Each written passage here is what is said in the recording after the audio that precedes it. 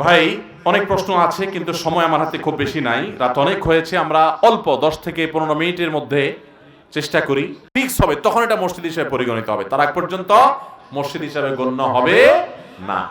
বিধায় এই মসজিদে নামাজ পড়লে নামাজ আদায় হয়ে যাবে। আমরা অনেকেই একটা কাজ করি, সারা দেশে অনেক জায়গা রাজনৈতিক দলগুলো যেরকম, এখানে কোনো প্রশ্ন নিয়ে আসবেন না, ওদিক যান, এই আলোচনার মধ্যে বারবার উঠলে তো সমস্যা ভাই। অনেক জায়গায় মসজিদে আপনার অনেক জায়গায় মসজিদ রাজনৈতিক দলগুলো যেরকম রাস্তা, সরকারি জায়গা, খাস জায়গা দখল করে করে মাস্তানি করে করে তাদের অফিস আদালত বানায়। এই কাজটা কি ভালো কাজ না খারাপ কাজ? এই অন্যায় কাজগুলো তারা করে গায়ের জোরে, তাই না? দুঃখজনক বিষয় হলো অনেক মসজিদের জায়গা এরকম জায়গা, অর্থাৎ খাস জায়গা, সরকারি জায়গা, এই সমস্ত জায়গা দখল করে অনেকে মসজিদ করে। আছে না নাই? এই ধরনের 2 নম্বরে আমাদের সমাজে আছে না নেই? খবরদার এই কাজটাও করবেন না, এটা অন্যায় কাজ। মসজিদ করবেন ফ্রেশ জায়গায়, নিজের দান করো বা কারোর দান করা জায়গা। অনেকে যেই জায়গা নিয়ে ঝামেলা আছে ওখানে একটা মসজিদ উঠায় দেয়, আছে না নেই? যে মসজিদ উঠালে আর কিছু বলতে পারবে না, দখল করার একটা ভালো বুদ্ধি। এবং অনেকে মনে করে যে নিজের জন্য চুরি তো জীবনে বহুত করলাম, এবার একটু আল্লাহর ঘরের জন্য চুরি করি, তাহলে আগের গুলা মনে কাটাকাটি হয়ে যাবে। আল্লাহ তাআলা মায়ের আরো ডাবল দেওয়ার সম্ভাবনা আছে। আল্লাহ হয়তো এটাও বলতে পারেন যে বেটা নিজের জন্য চুরি করছস, তুই চোর হইছ সেটা এক জিনিস, তুই আমার ঘরের চোরের আসামির কাঠগড়া দাঁড় করাইছস কোন অপরাধে, কোন সাহসে? ভাইরা আমার, এই জন্য কখনো ভেজাল্লা জায়গায় জায়গা দখল করার জন্য মসজিদ করা যাবে। তবে সরকারের কর্তব্য জনগণের নামাজ পড়ার জায়গা, শুধু সরকার নয় বেসরকারি প্রতিষ্ঠানগুলোর কর্তব্য মানুষের নামাজ পড়ার জায়গা নিশ্চিত করা। আমার খুব লজ্জা হয় আমাদের দেশে অনেক জায়গায় পাবলিক প্লেসগুলোতে নামাজের পর্যাপ্ত জায়গা নেই, অথচ মুসলিম প্রধান দেশ হিসেবে অনেকেই নামাজ পড়তে চায়, জায়গা না দেখে পড়তে পারে না। অনেক জায়গায় রেল স্টেশনগুলোতে, রেলগাড়িগুলোতে একটা বগি, নামাজের বগি ছিল, এখন আস্তে আস্তে দেখা যাচ্ছে এটাও উঠে যাচ্ছে। এটা খুব দুঃখজনক, এটা তাদের কর্তব্য, তো সেটা তাদের করা উচিত। কিন্তু তাই বলে আমরা অন্য মানুষের জায়গা দখল করে মসজিদ বানানো জায়েজ হবে না। হ্যাঁ, কেউ যদি ব্যবহার করতে দেয় তাহলে সেক্ষেত্রে সেখানে সাময়িকভাবে নামাজ পড়া যাবে। ছেলেদের কি গাছের মেহেদি দেওয়া যাবে? মানে ছেলেরা হাতে বা কোথাও গাছের মেহেদি ব্যবহার করবেন কিনা? প্রথম কথা হলো, চুলে দাড়িতে কালো হয়ে গেলে, সাদা হয়ে গেলে সেগুলোকে লাল করার জন্য মেহেদি ব্যবহার করতে পারেন, কোনো অসুবিধা নেই। কিন্তু অনেক ছেলেরা আছে 2 হাতে মেহেদি দেয়, আছে না নেই? আপনাদের এলাকায় আছে? এই ছেলেগুলো কি ছেলে না মেয়ে এটা টেস্ট করা উচিত, হরমোন টেস্ট করা উচিত। কারণ হাতে মেহেদি দিবে মেয়েরা, ছেলেরা না। পরিষ্কারভাবে নবী করিম সাল্লাল্লাহু আলাইহি ওয়াসাল্লামের হাদিস রয়েছে, তিনি মেয়েদেরকে হাতে মেহেদি দিতে উদ্বুদ্ধ করেছেন। আর মেয়েদের যে বেশভূষা, মেয়েদের যে সাজসজ্জা, সেটা পুরুষরা ধারণ করবে না। এখন গোটা পৃথিবীতে যে একটা ট্রেন্ড চালু হয়েছে, ছেলেরা মেয়ের ভাং ধরা আর মেয়েরা ছেলের ভং ধরা, এটাকে আবার অফিসিয়ালি আপনার স্টাবলিশড করার, বই পুস্তকে দেওয়ার যে ষড়যন্ত্র এবং তামাশা শুরু হয়েছে, এটা এমনি এমনি হয় নাই। আপনারা মনে করছেন এমনি এমনি হয়েছে? শুনেন, 1450 বছর আগে কোরআন বলে দিয়েছে কি হবে। শয়তান তার প্রতিজ্ঞা করেছিল, ফালায়ুগাইয়িরুন্না খালকাল্লাহ। শয়তান সে প্রতিজ্ঞা করেছে অবশ্যই অবশ্যই সে আল্লাহর সৃষ্টিতে পরিবর্তন সাধন করবে। নারী পুরুষ, পুরুষ নারী, এই যে সৃষ্টিতে পরিবর্তন করা এবং একাকার করে ফেলা, এটা শয়তানের সংকল্প ছিল, এটা শয়তানি এজেন্ডা, সেটা বাস্তবায়ন করা হচ্ছে। নবী করিম সাল্লাল্লাহু আলাইহি ওয়াসাল্লাম পরিষ্কারভাবে বলেছেন, লাআনাল্লাহুল মুতাশাব্বিহিনা মিনার রিজালি বিন নিসা ওয়া লাআনাল্লাহু মিনাল মুতাশাব্বিহাতু মিনান নিসাই বির রিজাল।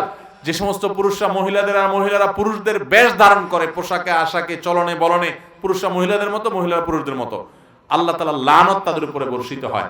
যদি কোনো পুরুষ অন্য পুরুষের প্রতি টান থাকে, মহিলা মহিলার দিকে টান থাকে, তাহলে এটা মানসিক রোগ, এটা ট্রিটমেন্ট করতে হবে। এটাকে, রোগটাকে অ্যাপ্রিসিয়েট করা যাবে না, ট্রিটমেন্ট করলে এটা সমাধানযোগ্য বিষয়।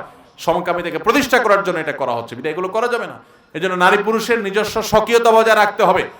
যেই মেয়েরা ছেলেদের মতো শার্ট প্যান্ট গেঞ্জি পরে ছেলে সাজার চেষ্টা করে, চুল কাটে, সবকিছু করে, আমি সেই মেয়েকে প্রশ্ন করতে চাই, বোন আমার, তুমি কি নারী হিসেবে জন্মগ্রহণ করে অপমান বোধ করতেছো? নারী হিসেবে জন্মগ্রহণ করার কারণে তোমার নিজেকে ছোট মনে হচ্ছে যে তুমি পুরুষ হওয়ার চেষ্টা করতেছো? তুমি তো নারীত্বকে অপমান করতেছো। আল্লাহ তাআলা তোমাকে যে নারী হিসেবে সৃষ্টি করেছেন, তোমার গর্ববোধ করা উচিত, তুমি সেটাকে অ্যাপ্রিশিয়েট করা উচিত। নারী হিসাবে নারীত্বের মধ্যেই তোমার গর্ব খোঁজা উচিত। তুমি পুরুষ হয়ে গর্ব খোঁজার চেষ্টা করা বা পুরুষ সাজার চেষ্টা করার মানে হলো তোমার নারীত্ব নিয়ে তুমি খুশি না, তুমি এটা নারীত্বকে অপমান করলে।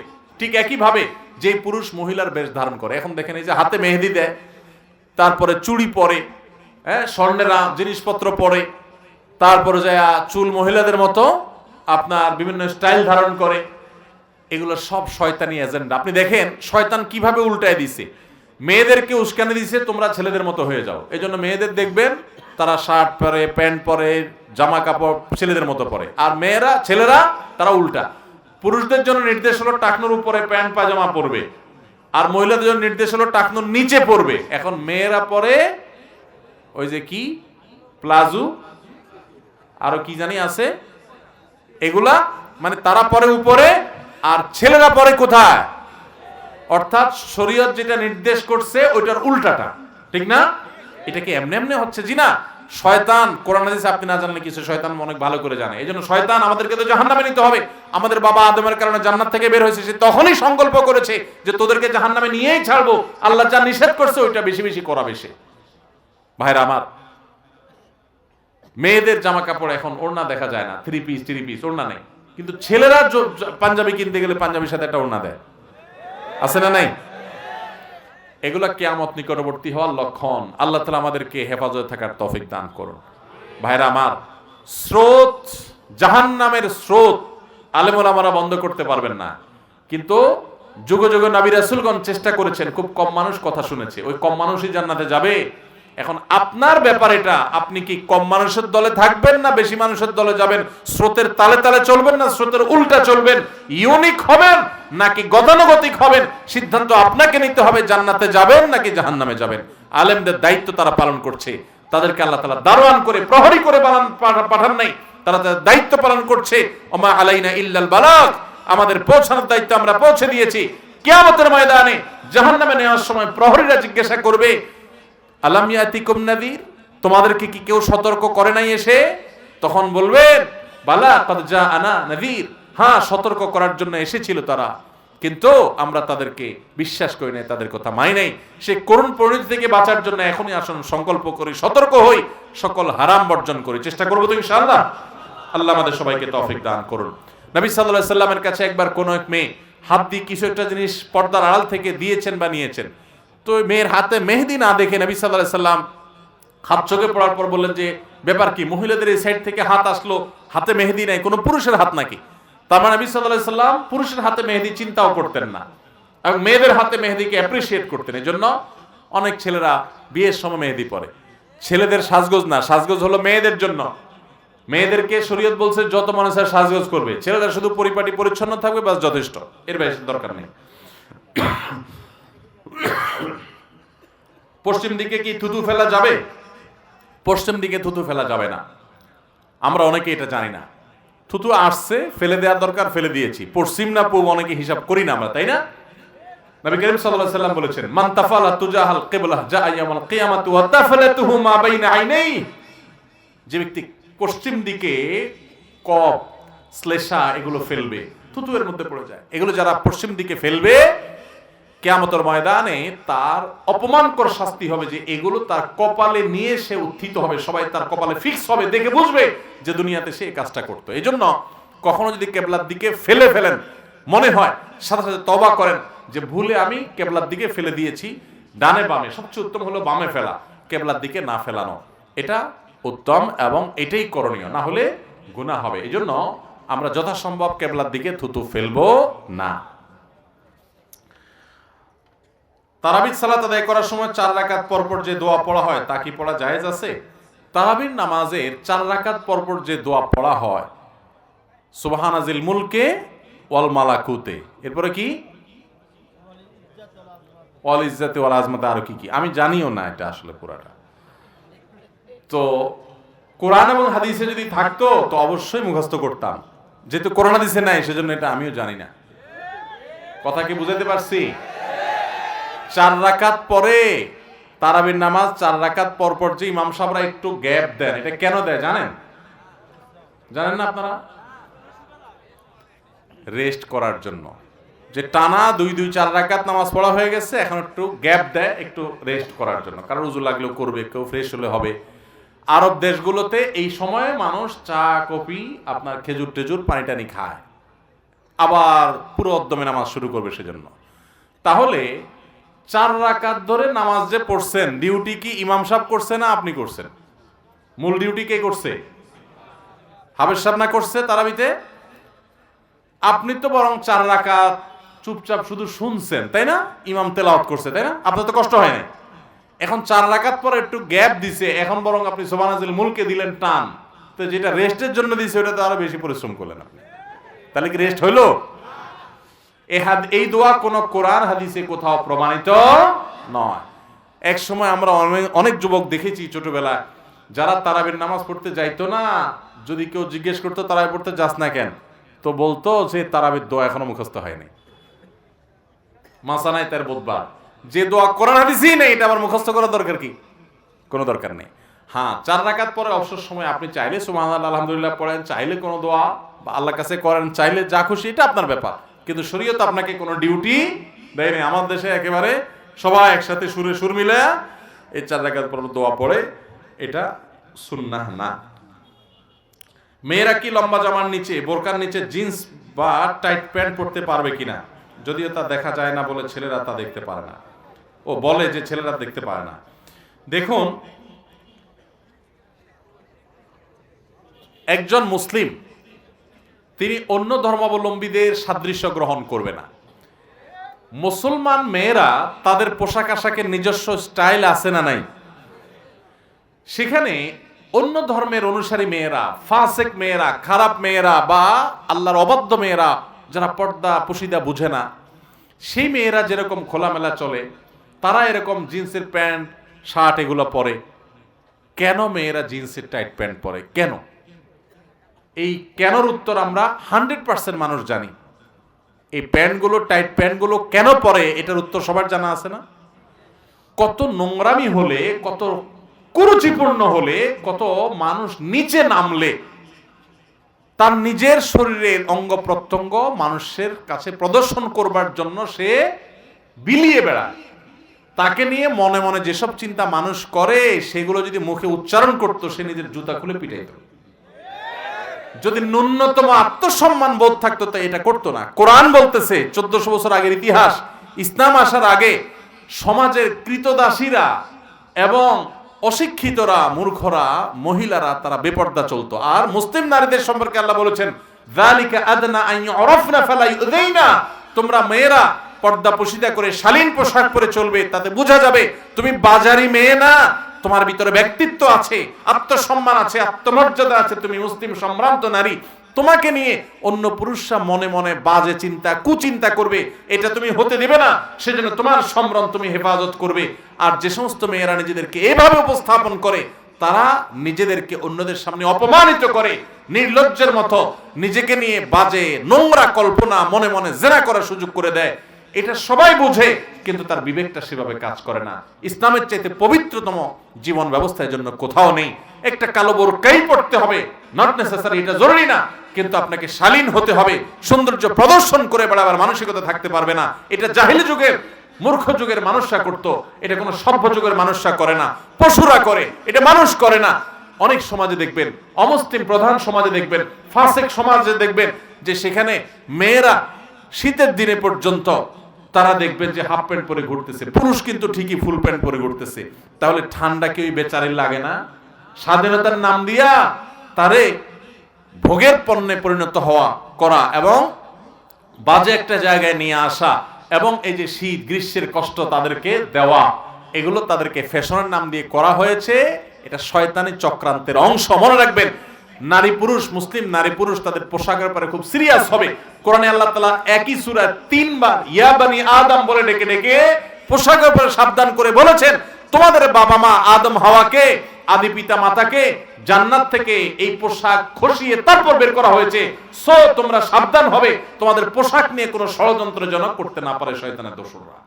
3 বার বলেছেন এক সূরা, ইয়া বানি আদম, ইয়া বানি আদম, হে আদম সন্তান, তোমাদের বাপ্পার কথা মনে রাখো, তোমাদের বাপ আদমের সাথে কি করেছে, এই পোশাক খুলিয়ে ছেড়েছে, অতএব পোশাকের উপর তোমরা সাবধান থাকো। আল্লাহ তাআলা আমাদেরকে বোঝার তৌফিক দান করুন। আমার মুসলিম বোন, আপনারা হয়তো অনেকে মনে করেন হুজুররা আমাদের বিরুদ্ধে এত কথা বলে কেন? আপনার বিরুদ্ধে না বোন, আপনাকে বাঁচাবার জন্য, আপনার সম্মান বৃদ্ধি করবার জন্য, আপনাকে নিয়ে নোংরামি বন্ধ করবার জন্য আলেমরা কথা বলে, কোরআন কথা বলে, এটা আপনার কল্যাণার্থে বলে। আল্লাহ আমাদের বন্ধুকে বোঝার তৌফিক দান করুন। তো এই ধরনের পোশাক মুসলমানদের জন্য পরা জায়েজ না। এখন কথা হলো, বোরকার ভিতরে পড়লে তো আর কেউ দেখে না, সমস্যা আছে কিনা? উত্তর হলো, যদি এই পোশাকটা মুসলিম বা ভালো কোনো নারীরা পরে না, বাজে মেয়েরাই পরে, তাহলে এটা পরাই উচিত না বোরকার ভিতরে আর বাইরেও, কারণ তাদের সাথে সাদৃশ্য গ্রহণ করা উচিত না, তাদের কালচার এটা নিজের মধ্যে লাগানো উচিত না। আর যদি সেরকম না হয় তাহলে সেক্ষেত্রে বোরকার ভিতরে পড়লে অসুবিধা নাই। প্যান্ট পরলেই গুনাহ হবে এরকম না, ঢেলা যদি হয় তো পাজামার জায়গায় প্যান্ট পরলো। পৃথিবীর অনেক দেশে ঠান্ডা অনেক বেশি, সেখানে মোটা প্যান্ট পরা ছাড়া ঠান্ডা নিবারণ হয় না, অবশ্যই পড়তে পারে, কোনো অসুবিধা নেই। এরপর প্রশ্ন হলো, মৃত ব্যক্তিকে মরহুম বলে মাইকে প্রচার করা কতটুকু সঠিক? মৃত ব্যক্তিকে মারহুম বলি আমরা অনেক সময়, মানুষ মারা গেলে বলে মরহুম অনুক, মরহুম তমুক। মারহুম শব্দের অর্থটা কি আমরা অনেকে জানি না। মারহুম শব্দের অর্থ হলো যার প্রতি রহম করা হয়েছে বা রহম প্রাপ্ত। এখন একটা কথা হলো, একটা লোক যে মারা গেছে, আল্লাহ তাকে ক্ষমা করলে তো সে রহম প্রাপ্ত, ক্ষমা না করলে তো সে রহম প্রাপ্ত না। এখন কার প্রতি আল্লাহ রহম করছেন, কার প্রতি করেন নাই, কার আল্লাহ ক্ষমা করছেন, তারে করেন না, আমরা কি জানি কেউ? এই অর্থে মনে হয় যে মারহুম বলা ঠিক না, কিন্তু মারহুমের আরেকটা অর্থ আছে, সেটা হলো যে দোয়ামূলক। রহম প্রাপ্ত বলতে সুধারণা করলাম, এটা এক প্রকারের দোয়া, আশা করলাম যে মারা গেছে মানে সে আল্লাহর রহমতে, আল্লাহ তাকে রহমত করবে যেহেতু সে ঈমানদার। এই সুধারণা বা আকাঙ্ক্ষার জায়গা থেকে মারহুম বললে কোনো গুনাহ হবে না। আমরা অনেক এটা নিয়ে অনেক টাইট হয়ে যায়, অনেক শক্ত হয়ে যায়, অনেক বাড়াবাড়ি করি, আর উলামাদের অনেকের ফতোয়া রয়েছে ব্যাপারে। অতএব এটা নিয়ে খুব বেশি বাড়াবাড়ি করার সুযোগ নাই।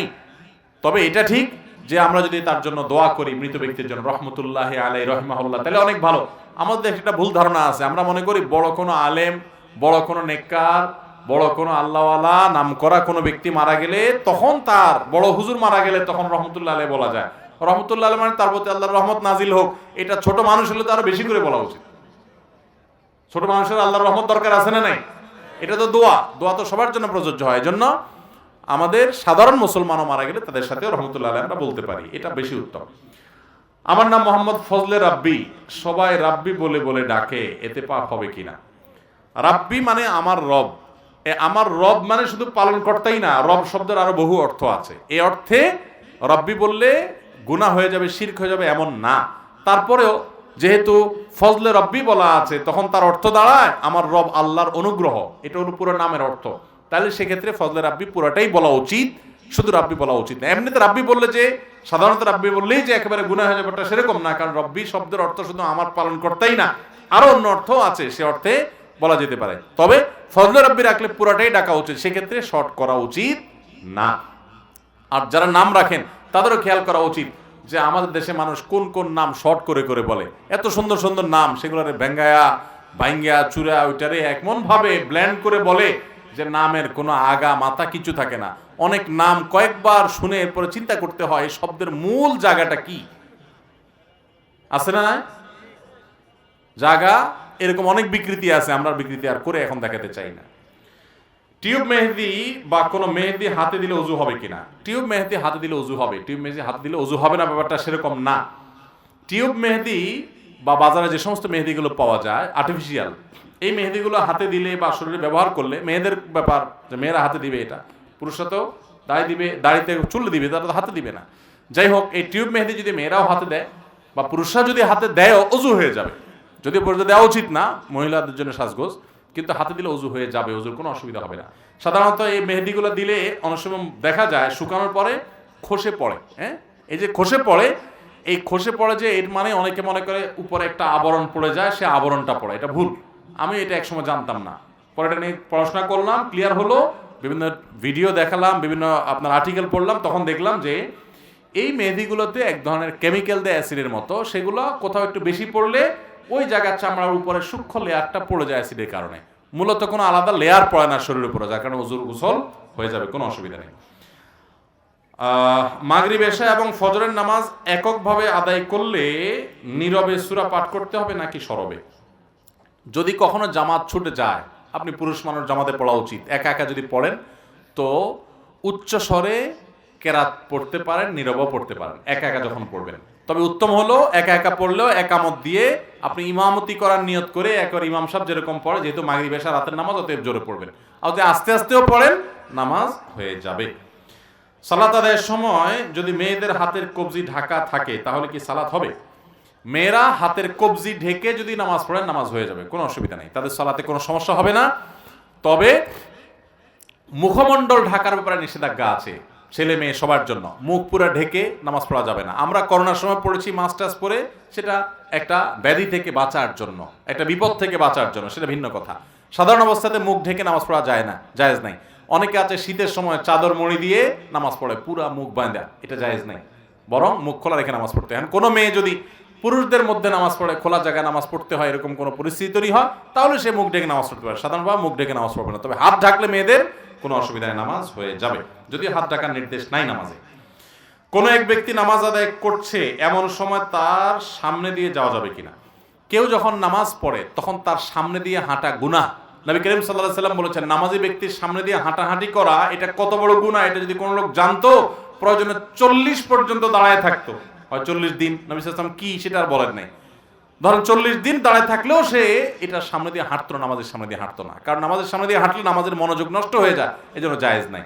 কিন্তু এখানে তিনটা পদ্ধতি আছে, একটা মুরুর, একটা সুউদ আর একটা নুজুল। আরবিতে তিনটা পরিভাষা আছে। এটার অর্থ হলো মুরুরটা না জায়েজ, সুউদ এবং নুজুল জায়েজ আছে। সুউদ আর নুজুল কি? একজন নামাজ পড়তেছে, তার সামনে একটা ফাঁকা আছে, জামাত শুরু হয়েছে বা কোনো কারণে আপনি সামনে যাবেন, বরাবর নামাজের সামনে সাইড থেকে উঠে গেলেন, এটাকে সুউদ বলে, এটা জায়েজ আছে, কোনো অসুবিধা নেই। আর নুজুলও জায়েজ আছে। নুজুল কি? আপনি বসে আছেন বা দাঁড়ায় আছেন, আপনার পিছনে একজন নামাজ পড়তেছে, সে এখন নামাজে আছে, আপনার সালাত শেষ, আপনি এখন সালাত থেকে বের হয়ে চলে যেতে চান, তো বরাবর সামনে যদি থাকেন, আস্তে করে ডানে অথবা বামে আপনি বের হয়ে যেতে পারেন, কোনো অসুবিধা নেই। আপনি ডান দিক দিয়ে বা বাম দিক দিয়ে বের হয়ে যেতে পারেন, কোনো অসুবিধা নেই। বসে থাকে অনেকে, হ্যাঁ বসে থাকতে পারেন এই নিয়তে যে অন্যদের চলাফেরার জন্য আমি সহযোগিতা করলাম, তারা যেন হাঁটতে পারে, আমি উঠে গেলে খালি হয়ে যাবে, অন্যদের অসুবিধা হবে, সেই নিয়তে বসে থাকতে পারেন, কিন্তু আপনার এমনি বসে থাকার দরকার নেই।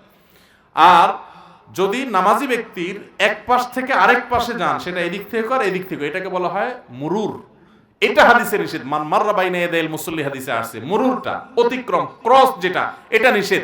আর সামনে থেকে সরে যাওয়াও জায়েজ আছে, আবার সামনে এসে দাঁড়ানো জায়েজ আছে। অনেক সময় জামাত শুরু হয়, একজন হয়তো এখনো শেষ বৈঠকে আছে, জামাত দাঁড়ায় গেছে, তো তার সামনে খালি আছে কাতার, ওই জায়গায় খালি রাখে, কেউ ওখানে দাঁড়ায় না, এটা ভুল। আশপাশ থেকে এসে ওই জায়গাটা আস্তে করে ফিল আপ করে ফেলবেন, তবে হাঁটাহাঁটি করবেন না, এদিক সেদিক যাওয়ার আশা করবেন না, একটু খেয়াল করলে হবে। পরিহিত পোশাক পরিধান অবস্থায় সহবাস করার পর পোশাকে যদি নাপাকি না লাগে, পক্ষান্তরে সেই পোশাক পরে কি সালাত আদায় করা যাবে? অবশ্যই যাবে। সবার সময় কোনো পোশাক গায়ে থাকলে সেটা নাপাক হয়ে যাবে না, যদি নাপাক না লাগে। যদি নাপাক না লাগে, আলতো রাখা যায়, তাহলে সেক্ষেত্রে সেই পোশাক পরে নামাজ পড়লে নামাজ হবে, কোনো অসুবিধা নেই। স্বামী যদি বেনামাজি হয়, তার সাথে স্ত্রী যদি রাতে ঘুমায়, গোসল ছাড়া সেক্ষেত্রে ফজরের নামাজ পড়লে নামাজ হবে কিনা? বিপরীতে মেয়ে যদি বেনামাজি হয় তাহলে কি হবে? শুধু থাকা, সহবাস করা না। যতটুকু বুঝলাম, স্বামী স্ত্রী কোনো একজন বেনামাজি, আরেকজন নামাজি, বেনামাজির সাথে ঘুমাইলে কি গোসল করে নামাজ পড়তে হবে কিনা? উত্তর হলো না। গোসল সহবাস না করলে, শুধু বেনামাজের সাথে শুইলেই বা থাকলেই যে নামাজ হয়ে গোসল ফরজ হবে, একটা এরকম না, এরকম কোনো ধারণা করার কোনো সুযোগ নেই। অনেক জ্ঞানী লোক বারবার জেনে শুনে পাপ কাজ করে, সেই পাপ মোচন করার কোনো দোয়া সূত্র আছে কিনা? সপ্তম শ্রেণী, রোল নম্বর 1, প্রশ্নকর্তা। আচ্ছা যাক, পাপ যে করে সে আবার জ্ঞানী হলো কেমনে রে বাবা? যে পাপ করে সে কি জ্ঞানী না পাপী? নিয়মিত যে পাপ করে সে কি পাপী না জ্ঞানী? যে আল্লাহর আযাব সম্পর্কে জানে সে আবার কিভাবে পাপ করে? যাই হোক, হয়তো বাহ্যিকভাবে জ্ঞানী, বাহ্যিকভাবে শিক্ষিত, এ লোক মূর্খ। তো এরকম যদি কোনো গুনাহের ভিতরে কেউ লিপ্ত থাকে, হঠাৎ হয়ে গেছে, আল্লাহর কাছে মাপ চেয়ে বের হয়ে আসবে, যদি নিয়মিত এরকম কেউ করে, সেও যদি আল্লাহর কাছে তওবা করে বের হয়ে আসে, আর জীবনে কখনো সেই পথে পা বাড়াবে না বলে সংকল্প করে, আল্লাহ তাআলা পূর্বের সব মাফ করে দিবেন। কোনো বিশেষ দোয়া আছে কিনা, সূত্র আছে কিনা। আল্লাহ তাআলা বলেছেন লা তাকনাতু মির রাহমাতিল্লাহ ইন্নাল্লাহা ইয়াগফিরুয যুনুবা জামিআ, তোমরা আল্লাহর রহমত থেকে নিরাশ হয়ো না, আল্লাহ সব গুনাহ মাফ করবেন যদি তুমি তওবা করো। আল্লাহ বলেছেন তুবু আইয়ুহাল মুমিনুন তুবু ইলাল্লাহি জামিআন আইয়ুহাল মুমিনুন, হে ঈমানদাররা তোমরা সবাই আল্লাহর কাছে তওবা করো। গুনাহ থেকে ফিরে আসলে যে আমি আর করব না সংকল্প করলো, লজ্জিত হলো, অনুতপ্ত হলো, ক্ষমা প্রার্থনা করলো, আল্লাহ সব মাফ করে দিবেন ইনশাআল্লাহ। এর জন্য আস্তাগফিরুল্লাহ ওয়া আতুবু ইলাইহি বলেও সে ফিরে আসতে পারে মুখ দিয়া, অথবা মন থেকে ফিরে আসলেও আল্লাহ তার গুনাহ মাফ করে দিবেন। আমার হাতে মোবাইল, আমরা হাতে মোবাইল পাইলে ছবি উঠাই, যেমন বন্ধুর সাথে, ভালো বক্তা পাইলে তার সাথে, কোনো ভাস্কর্য পেছনে যে ইত্যাদি। শরীয়তের বিধান কি? প্রয়োজনে অপ্রয়োজনে ছবি তোলা এটা একটা রোগে পরিণত হয়েছে এখন। বিশেষ করে এই যে সেলফি, একটা ভাস্কর্য পাইছে ওইটার সাথে দাঁড়ায় ছবি, একটা ভূত পাইছে ভূতের সাথে দাঁড়ায় ছবি, একটা গাছ পাইছে গাছের সাথে চালায় ছবি। এটা এখন এক ধরনের মানসিক রোগ হয়ে গেছে আমার মনে হয়। আছে না এরকম অনেক লোক? আলেম ওলামাদেরকে দেখা হলে তাদের কাছ থেকে সেলফি না দোয়া নিবেন। কি নিবেন? তাদের কাছ থেকে ইলম নিবেন, কোরআন হাদিসের জ্ঞান নিবেন, সেলফি না। সেলফি তোলার মাধ্যমে কি লাভ হবে? অহেতুক কাজ, এটা যথাসম্ভব বর্জন করা উচিত।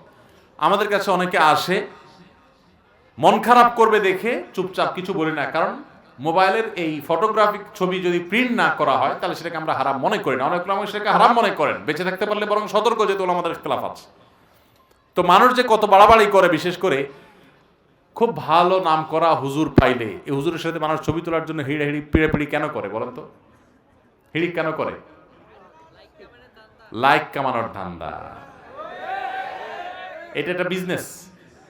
মনে হয় যে লোকটা খুব ধার্মিক। এই যেই লোক হুজুর দেখে এরকম পাগল হয়েছে, এই লোক আর একটা গায়ক দেখলে এরকম পাগল হবে। তার রোগটা অন্য জায়গা। ওলামাদের মহব্বত করে সাথে সেলফি তোলার কথা না। অনেকে আছে মানে তার শখ মিটে না।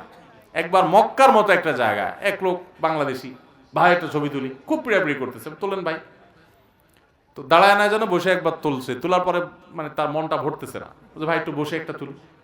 তা আবার আর একটা তুললো, দেখলাম তাও মনে হয় যে মন ভরে নাই। আমি বললাম ভাই মন তো আপনার মনে ভরে নাই, এক কাজ করেন হোটেলে চলেন আমরা শুয়ে একটা তুলি। আমি এক খাটে শুয়ে, আপনি একটা খাচ্ছেন, ভূতের মতো একটা ছবি তোলেন। এটা তো রোগে পরিণত হয়ে গেছে। ভাইরা আমার, এই সমস্ত পাগলামি করব না। আল্লাহ আমাদের জীবনের মর্ম বুঝার তৌফিক দান করুন। আমরা 3 ভাই 4 বোন। আমার বাবা মৃত্যুবরণ করেছেন 10 বছর আগে। এ পর্যন্ত বোনদের সম্পদ আমরা বুঝিয়ে দেই নাই। আমার প্রশ্ন হলো, আমি তো নামাজ, রোজা, হজ, যাকাত, তাবলীগ তথা ইসলাম প্রচার সবই করি, শুধু একটা মাত্র অন্যায় করেছি, বোনের হক বুঝিয়ে দেইনি, তাতে আমার কোনো সমস্যা হবে কিনা? ভাইরা আমার, আমাদের সমাজে বেশিরভাগ পরিবারে বাবা মায়ের সম্পদে বোনদের যে অধিকার আছে, আল্লাহ যে অধিকার দিয়েছেন, সেটা অক্ষরে অক্ষরে পাই পাই করে হিসেব করে বুঝায় বেশিরভাগ ভাইয়েরা দেন না। তাদের মধ্যে ঠিক করা পাবলিকও আছে, নামাজি মানুষও আছে, ওয়াজ মাহফিল শোনা মানুষও আছে, ওয়াজ করা মানুষও আছে। অনেক মানুষ আছে আমাদের সমাজে। এই অন্যায়, এই অনাচারের বিরুদ্ধে একটা সংগ্রাম চালাতে হবে। ভাইরা আমার, বোনদের হক দেওয়া এটা নফল না, এটা ফরজ। শুধুমাত্র নামাজ কালাম পড়লেন আর এই দাওয়াত করলেন, ইসলাম প্রচার করলেন আর আল্লাহর কাছে জান্নাত আশা করবেন, অসম্ভব। বোনদের হক যদি না দেন, কিয়ামতের ময়দানে এই নামাজ নিয়ে জান্নাতে যেতে পারবেন না, দাঁড়ায় থাকতে হবে। বান্দার হক এত ডেঞ্জারাস, ইয়াউমা ইয়াফিরুল মারউ মিন আখিহি ওয়া উম্মিহি ওয়া আবিহি ওয়া সাহিবাতিহি ওয়া বানিহি।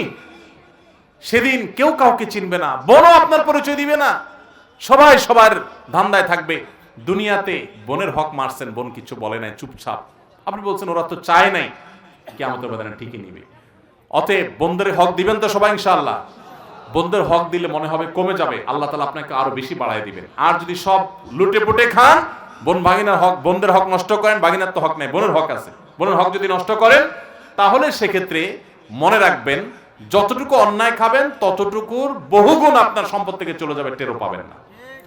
আমাদের দেশে বোনদের হক এটা মেরে খাওয়ার জন্য একটা জাল মাসালা বাইর করছে। মাসালাটা হলো, অনেক এলাকায় আছে, আপনাদের এলাকায় আছে কিনা জানি না, মানুষ বলে যে মেয়েরা বাবার বাড়ির হক নিলে, বাবার বাড়ির জমির ভাগ নিলে তাদের এটা সয় না। আপনাদের দেশে আছে এসব বান্দরামি কথা? এটা হলো বোনদের হক মেরে খাওয়ার জন্য একটা জাল মাসালা বানাইছে। একই বাবার সম্পদ, তুমি ছেলে খাইতে পারবা, তোমার সবে কোনো অসুবিধা নাই, ওই বেচারা মেয়ে খেলে তার সবে না।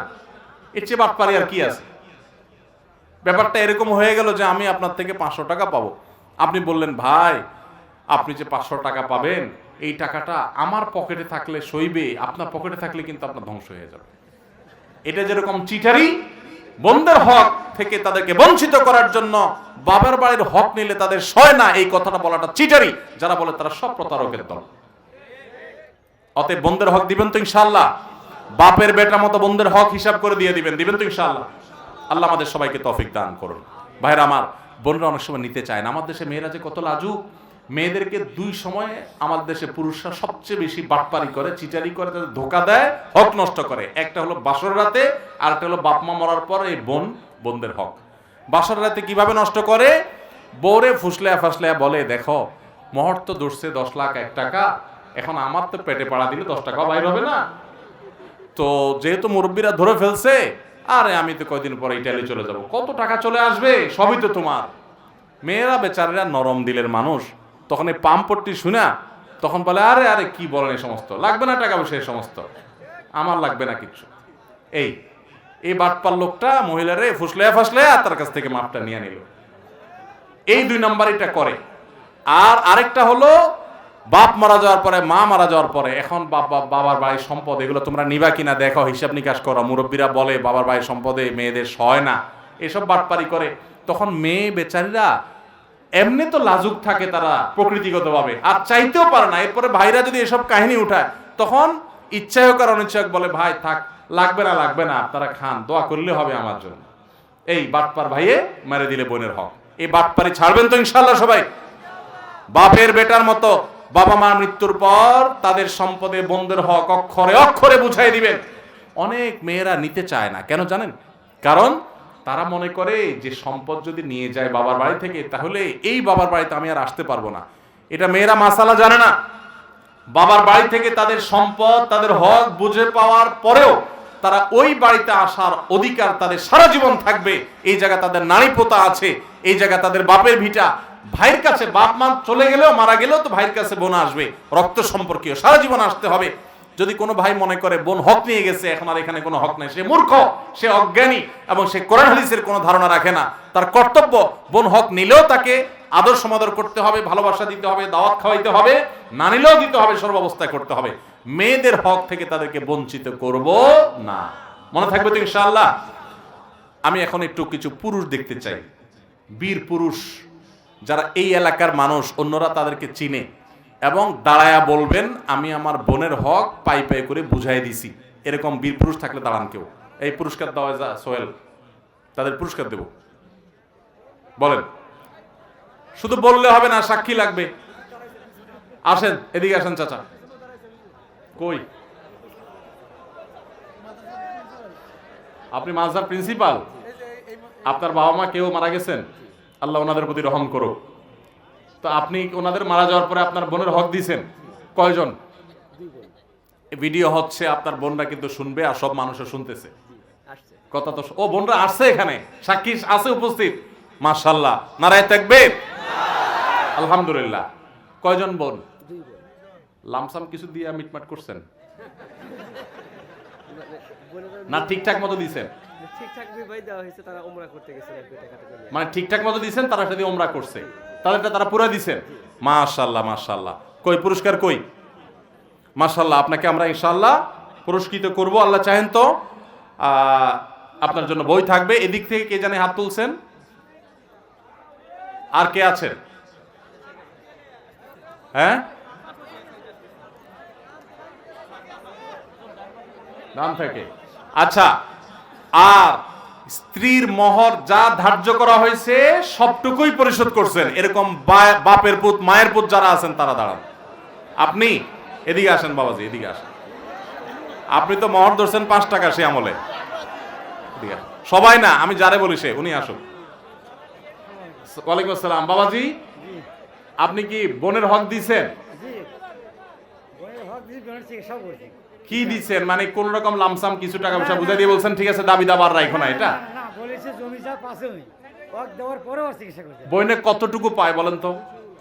প্রায় 2 গুণে বেশি পায় না, জমা দিতে নাই আমার।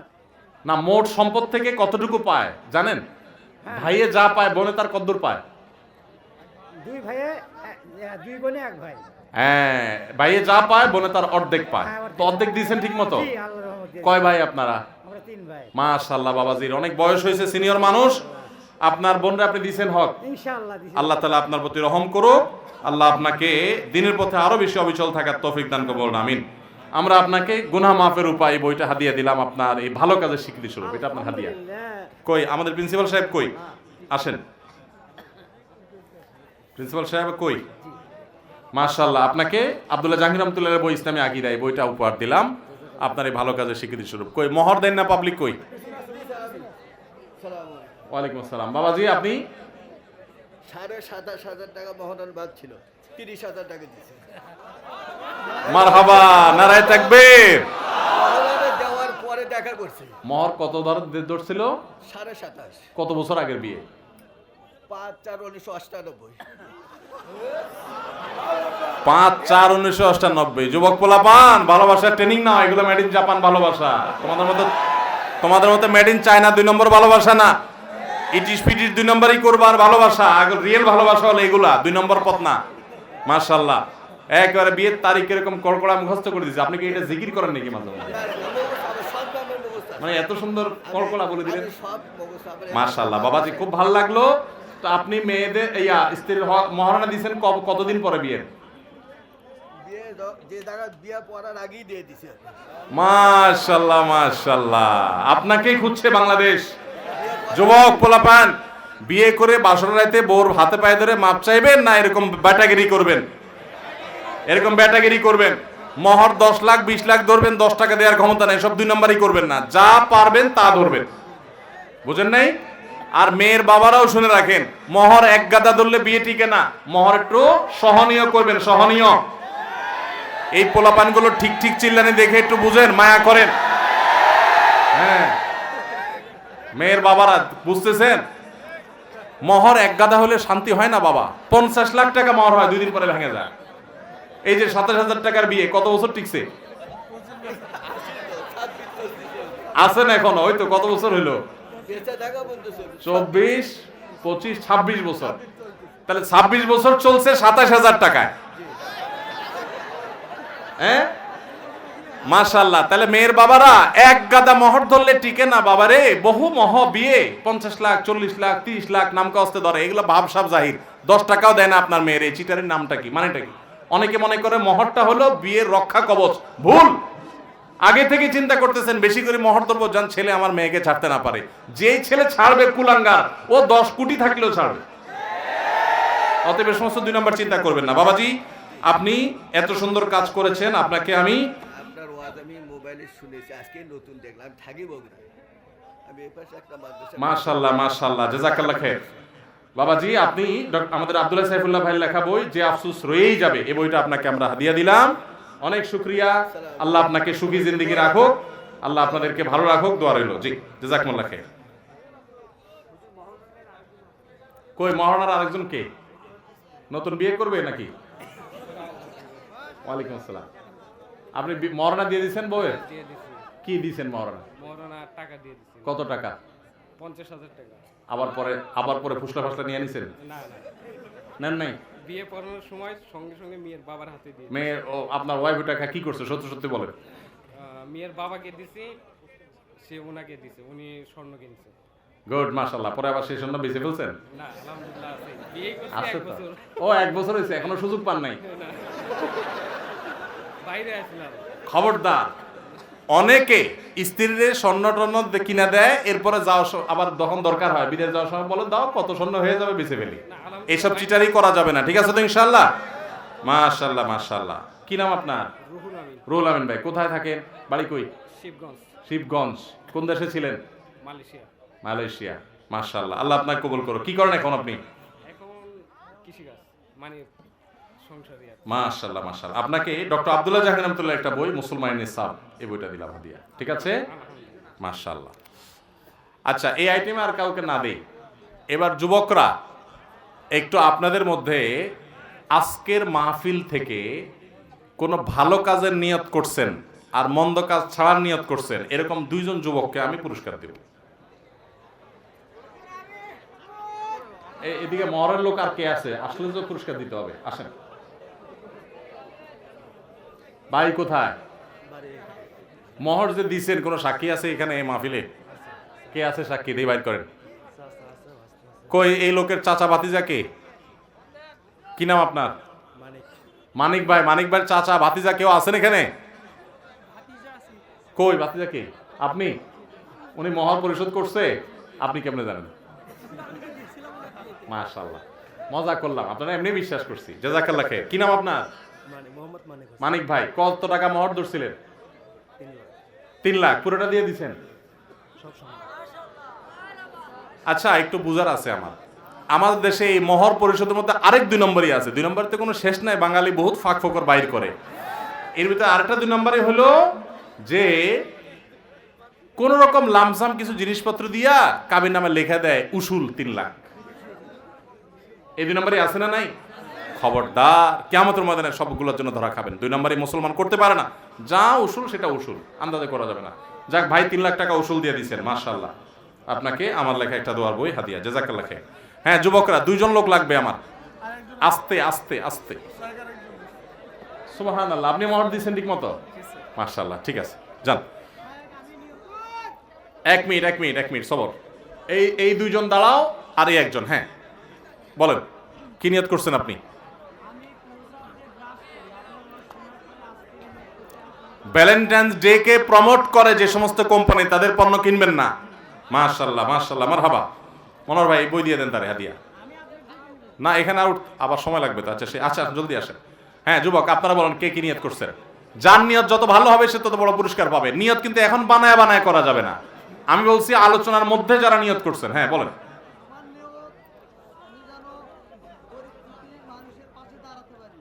আমি তো এই ওয়াজ করি নাই আজকে। আমি বলছি আমি যে ওয়াজ করছি ওইটা নিয়ত। এই ওয়াজ থেকে কি শিখছেন?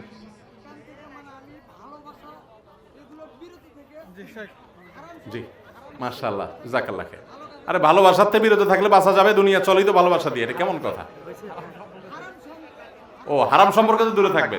ঠিক আছে, মাশাআল্লাহ মাশাআল্লাহ। দেন ভাই, ওনাকে বইটা দিয়ে দেন।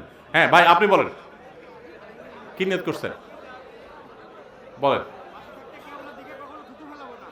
আসেন, মাশাআল্লাহ। উনি কেবলার দিকে আর কখনো থুতু ফেলবেন না, এটা নতুন শিখছেন আজকে। মাশাআল্লাহ, চলে আসেন। আরেকজনকে মাদ্রাসা পড়েন? মাদ্রাসা না, মাদ্রাসা পড়াবো ছেলে পেলে দেবো না। মাদ্রাসা যারা তারা কোরআন হাদিসের কথা এমনিই জানে। হ্যাঁ বলেন, বুঝতেছি না। কাছে আসেন, কাছে আসেন। কই? মাশাআল্লাহ, এই নেন, এটা আপনার হাদিয়া। ভাই আপনার দিয়ে দেন। হ্যাঁ নেন, এটা আপনার হাদিয়া। মাশাআল্লাহ, আসেন ভাই। আপনি কেবলার দিকে থুতু ফেলানো এইটা বুঝতে পারছেন? আব্বা আম্মা আছে আপনার? মাশাআল্লাহ, আপনাকে মা এবং বাবা এই বইটা হাদিয়া। মাশাআল্লাহ মাশাআল্লাহ। হ্যাঁ ওয়ালাইকুম সালাম। বলেন কি নিয়ত?